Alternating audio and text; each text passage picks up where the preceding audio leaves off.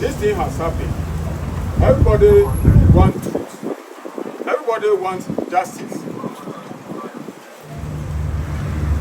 Good people think that this thing that has happened, no, the justice must be served. And that is correct. So the investigators are working very hard so that justice we all look for is served. People are still planning evil. They want to attack some people that day.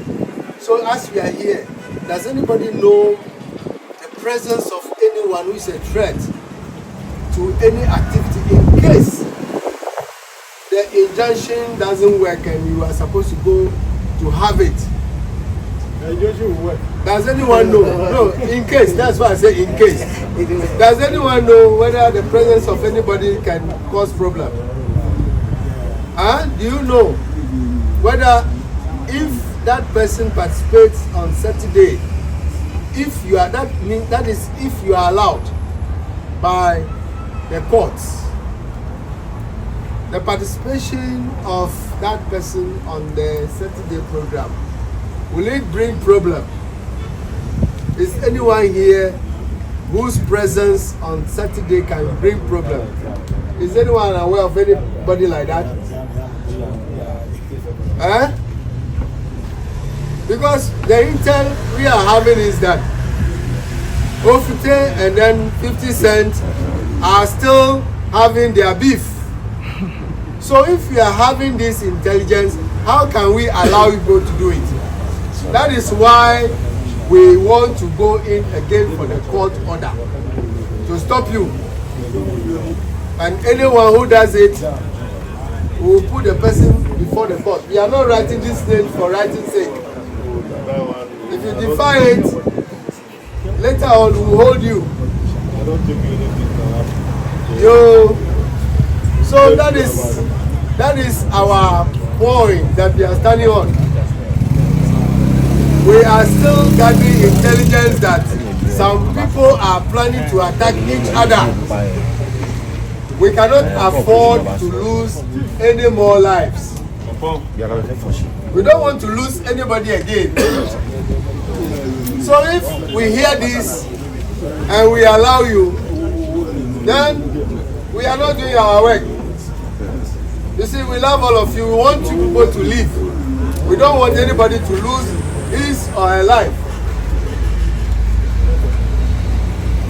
You may be doing these things, and then all that we can see is that an innocent person who is not even part of any of these groups will just be hit by a bullet or just be harmed.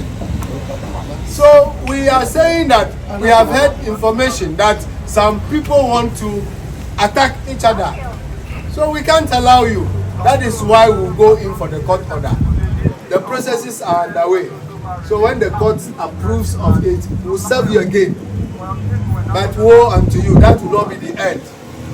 If you defy it, you go and do it, we'll pick you one, and then serve you to go and answer. This time round, we have included all the flag groups. We have included the ports. We have included 50 Cent. We have included what? Ofite group. It is covering a whole lot of people. So when you defy it, we'll pick you. You are one. You pick you. You belong to it. You also did it. Then we see what the law will tell us. You see, nobody would like to prevent you from what? Doing Teshie Kpáshiloi. Let me say it like that.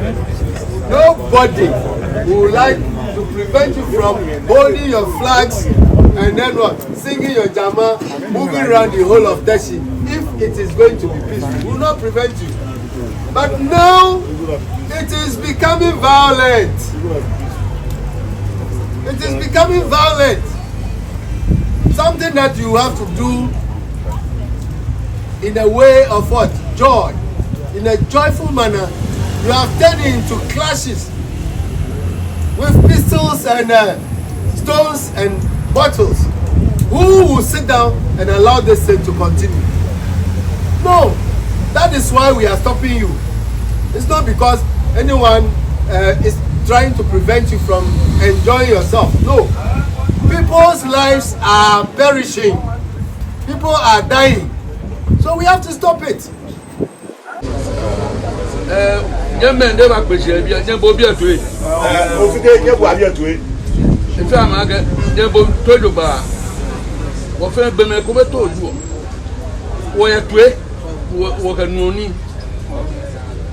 ne ashipa na abamu makanti she afi leche tu ofe won ya fi ni mi sheba je ko aje police wa me for ta ga ba stop she was there to police and say look ba ona ne no fiti e bia na me bia to me ne kan party no sana stop am da lo ya fi ko next year ni ka am check here na me ba e da ga amenye na me stop wa fi yeli lo to me ko beto ndo mo na kan two parties stop am da ko o ya fi o tan na ma correct am here o kan aba Teshie Kpáshiloi o kan ba yi shamenye ni bonita ni and this is over 70 something years ni because of ni na abarrest me age court do onupa di mi o se ni asipa lo mi pa onupa peace officers age kan bi ebe na ma nya mi serve am o la kan ka sipa ka gbe afie na ni ama chage ko namba shamen nga two parties da man go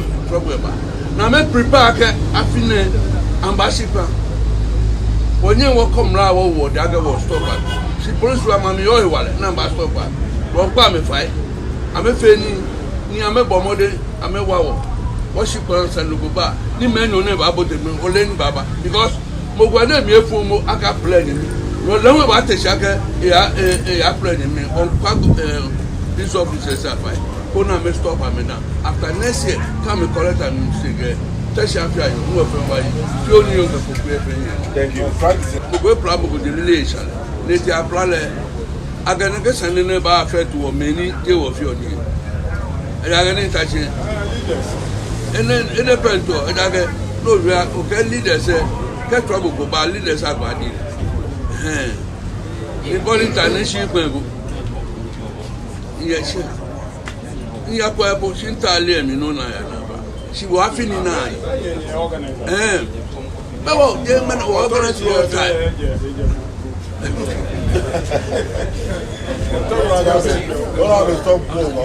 Because of the crowd, if you make one basane elololo ni last Sunday before that moment onupa son tashi on our way naketi Ibafe like an albatross on our necks. So what we did was that we had to set people among us in order to fish out those who foment trouble. But God being so good, kemoko ya fe gidigidi e atapole. Mineke kemoni tele pote e bi ene nkela ke oho bi ene doi. And the gentleman listened to me. Never port me in call no back he listened. Now, no, you are about 50 cents. Okay, oh 50 year. Neje koshipo, inche gentleman. Am I lying? I called you. Why? Just for conflict resolution and truce making. Okay, kebena shibi ene obasun wana amonupaye.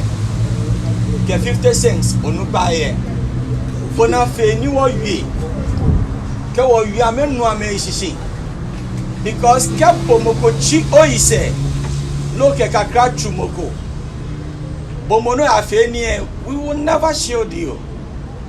Don't forget about that. You don't know me, I also don't know you, but I will not shield you because we are school university masters program now afe ke ko lecture ba ka ke o ye Teshie nyemfe bulu ani ye gen shin damo shin ke no ihe ego shin le ma wie always nko no pan wie but how we put things right po onyen ni ohane asa omawona ni mi inye mahani asa omawona impeshu akeshi officers na ni damo shin ambasuma akeshi amesa wo omawona shi wode enchen wo fi ononi ya no. It's a shame unto us. I will not apologize for that.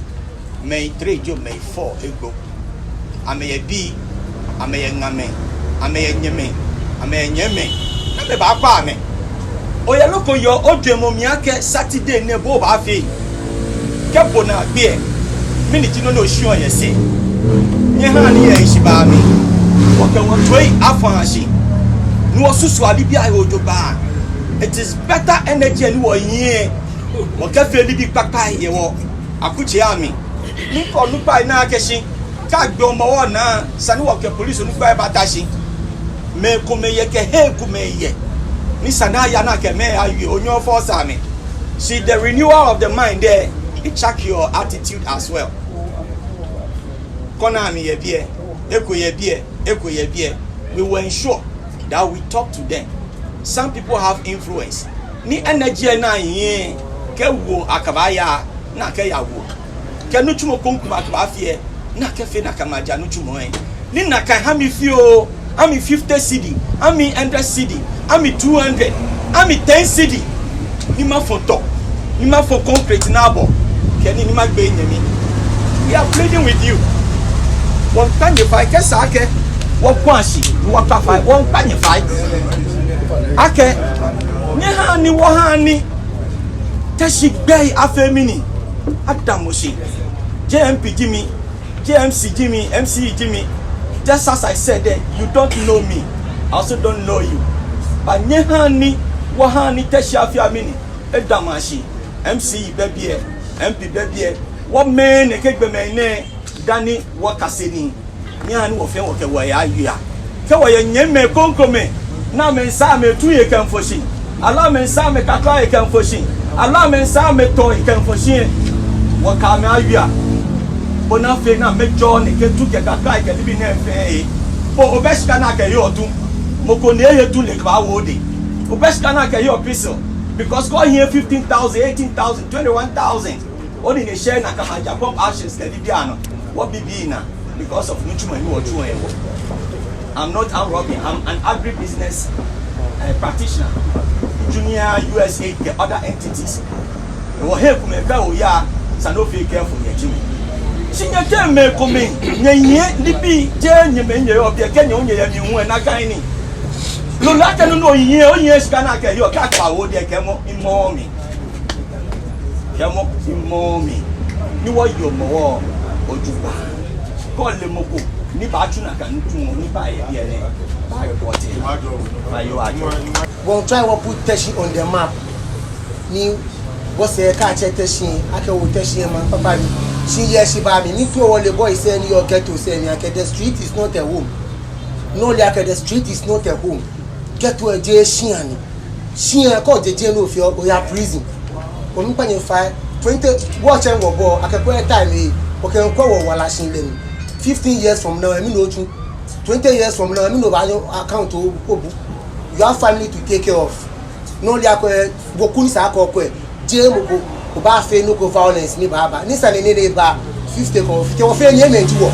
Wo fe we ni. Wo inga. Ake the street is not a home. Ni pa ni fire shiba mi. Wo fe wo push Teshie on the map. Wo police we no fe on ya no pepe. Ni pa ni fire.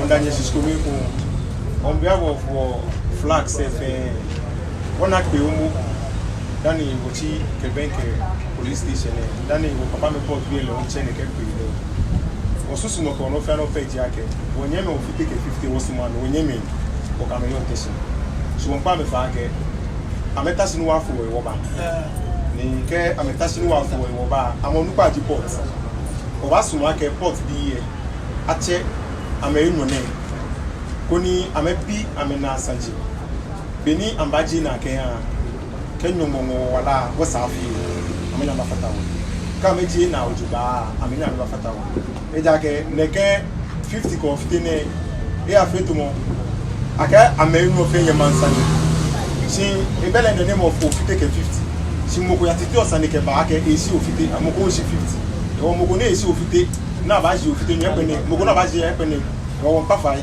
ake obasuma ke police we ayaboa wo on behalf of afile ke wo flag sefen onuba download we mo chon ka ke wonye me no ne obasuma ke one ke sowa la mana ba ya mo pa me ba ameka tele amenoko Boy, I'm a jammy. I don't know if I'm a feta. I'm a port BI. Not be no fair on. What's our fear? Get attaching not be no fair on. The truth is the truth. We cannot ask anybody to come onto the street. Neither can we, in all humility, ask anybody to stay home. The issue is this. Our people know the calendar. They know the system. They know the times. We'll plead with you that yes, you are, let me use the word, repository of security wisdom. We'll plead with you this Friday, Saturday, and our Sunday. Certainly, it will be very difficult, as it were, to gag somebody from coming to town. But if we will certainly have your pleasure, I think we'd like to work with your outfit so that where we know that there could be flashpoints, we will discuss with you. When you get to this place, there is a potential flashpoint which will happen. When you get to that point, so that we will work alongside with you, so that you position your men there. We also have our people there. We get the cameras. We help in order to control this kind of miscreant behaviors and unforeseen eventualities. We would like to plead with you. As for the court injunction, the way you are retouting, certainly we know something has begun, but we cannot stop you. We will still plead that help us in order to celebrate this year's celebration successfully, so that we come back, then we strategize how we'll be able to assist the police and the other security apparatus or security systems for us to put decency, peace and tranquility in our catchment area. Please, we are pleading with you. Okay. The fine. Go. Me do mo fit group fan. Me ke onupai ni Teshie ke police me ni obi en fan age. Ke ma bi fan age won to Teshie no ya. Ke afile for mo. E wo to be na me chon yi amewie e. Wo fte bi e wo ba yin age wa shikwa. Wona fe ni no fe anu e ya le pepe no ameta wo le. Oh, feel ni yo. If I knew Radon, or Yamimu, I'm a machine, ego. She will leake a bachelor may bow, group circumami. Obapa may fight. You to say into New York, I may eat yammy. I can come and tell you, I may come and put the other. Groups are me, and they are not going to pass here. I met J. I'm a job on me. One Tony, what purpose for on fire? I'm a 50 beer, 50 beer, many baby and air. On you are no good to me. She many a beer and I come by her. I'm a son born now. Connie, no, if fair, or Teshie, go air, woman, or you'll be anything. I can go on now, beer, no, me, Margie. Bonnet ni amesaya nyeradon onupa amebuaba agako onye tu se ni mo go we bi nga ko wo wa ka ba wie wo pa mu fi amu fai pa sure anan no kwe na gba mu ba be no an ma wo e be pi ni wa kan tu mochi na no wa nyo ko ba no mi gba o na ga wa twa wo che ke ni bi wo pa ni fi fai mu fi amu ni ba si bi e aka ni mi ko age ke to go load that they go for no EGN bona fe nu wa fie imo si Teshie e gba gbo fe gbodo na be nu won e gbo fe gbodo na ja ke e fie you e sure to Teshie ba na ke commander you ake amena ke ake tu go be e awo ni ajaja to ya fie o gba commander fai amena ni fi ama me gwawo na me bote de ke mani bi na mi ame ha bianto no mi no ni ha ni na agba bie ba de aga sika fe lo sika si e la che me so ju won road bo se aba ko 10,000 lo 10 million abu lo ya fo onye mi ni ko afo ni ne le pe mi le ba tu koti na twabotu na gbegbo mi lo ebe mo ebe bi ebe yen mi ni wo fi oto he la chemeju o won panify ne chakia o ka fe bu lu ange kebo akasi oni nkeje to mu no am provoke correct no san wo kase ni nkeje bring wo yo den ni na over the PlayStation ni do se san ba this ti ye ni shi ndo bia ya mini wo pool en wo fi no ba wo pa olupa PlayStation fe fa yo ke mo pa fa na me bote ni ame awo si wo fe wo le aga police officer sa me le fe bi no aga sika so aga fi oni bi fo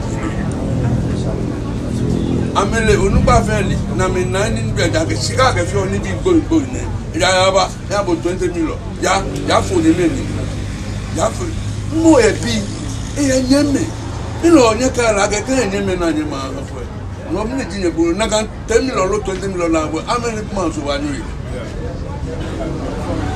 mi bi no bo sile enyo wa ni to beni mi ndo chine bugu bani ma ke ha mi 40 million lo 100 million ni ngam gba anu ni le bi o panify o pa tesi gbe gbo ye fi anu ba jo to ko je tesi abu si fese tesi abu ole du lo ba bi si ba to no du la tesi abu tesi du la so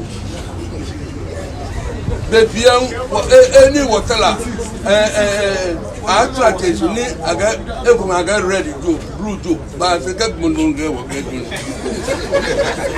mi san no tu ni am ba ko ska no yi no ba du atu omo won pa ni fa yi won pa test fe fa mi be na to na asi pa ne isi egu si bla oyo si ama ba ka fo ni ni ba ma bi o si je ni ko ska ma daga bo bu lo onye ma ko ska ma ona ka fo ni no pa ni fa mo fa ma ta ki imeji mi pa ni fa fi o ni na ni fi wo wo lage ni atreni ni ba ona to ni ki o pe ba me nyenye wa wo mo te se ni wo ke di fe ba te se ya wo ke di fe ba te se ya ada ni na ni fi wo ona fe ni ke ko me e ko ni awa na mo ni wa fi le ya o pa ni fa wa o ke ni ngo de ni tu an le bi e ko na me wa na ba wa aga sika banto no sika kan fe ni bi fonji